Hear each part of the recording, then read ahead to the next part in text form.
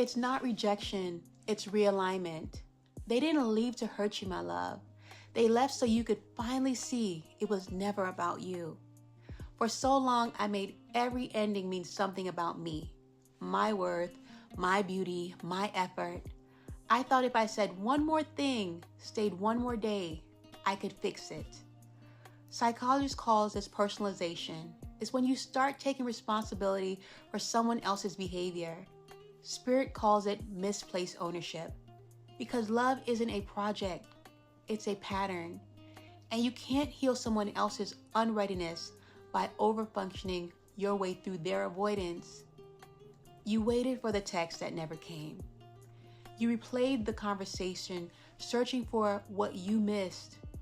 You reread the last message like it held a secret code that could rewrite the ending. You thought if you could just explain better, be softer, be quieter, be more understanding, they'd come back.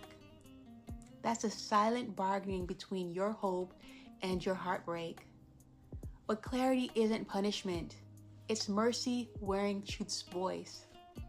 Sometimes God doesn't remove people to hurt you. He allows their exit to protect what He planted in you. He saw what you were refusing to see, and the same door you were crying at now was the one He sealed to save your peace. Every goodbye carried guidance. Every ending was really a beginning in disguise. You weren't losing love. You were losing illusion.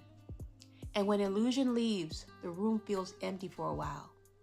But that's just space making room for truth.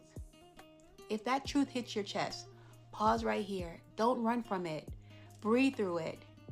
You're not being punished, my love. You're being positioned. Because it was never rejection. It was redirection. And alignment never abandons you.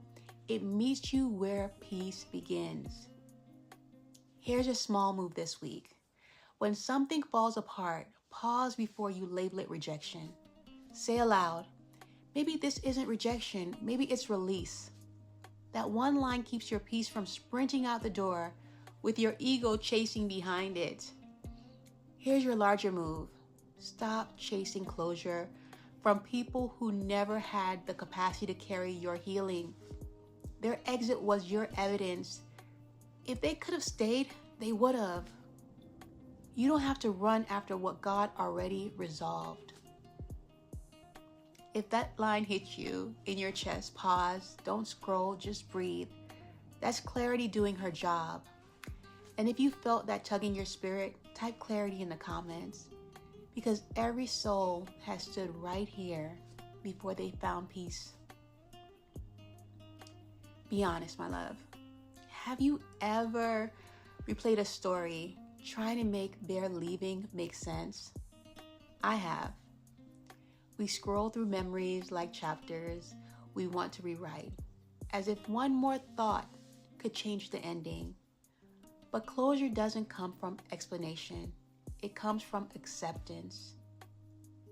Funny thing, we call it closure when it's really just clarity finally catching up. And somewhere in the quiet after over-explaining, after trying, after waiting for answers, you start remembering how to love yourself again. That's a kind of peace that sneaks in through exhaustion. The moment your soul says, enough. Because love doesn't begin with being chosen. It begins with being cherished by you, for you. I'm no longer trying to make peace with confusion. I released what's not mine to carry.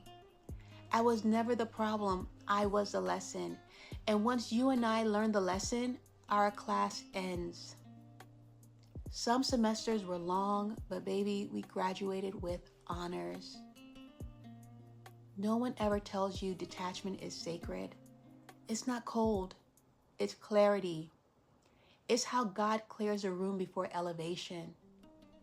He'll pull back what can't come forward so your spirit can travel lighter. Take a breath in with me and exhale Exhale every ounce of responsibility that was never yours to carry. That's liberation settling in your body. Expect peace to follow every truth. Even the hard ones are holy. Because the moment you stop internalizing other people's limits, you start living in liberation. And liberation looks good on you, love. And that's when the shift happens. You stop asking why they left and start thanking God that peace stayed. Because healing doesn't mean forgetting them. It means remembering yourself. That's the real win, my love. If this reminded you that freedom starts with release, comment clarity, share it with someone learning to detach in peace, and follow for daily calm, confidence, and crown energy. Because the queen never raises her voice, she raises her standard. Tomorrow in part 8 of the Sovereignty series, we'll go deeper into guarding the gate, how to protect your peace once you've found it. Stay close, my love. Your next lesson is already waiting. Be blessed.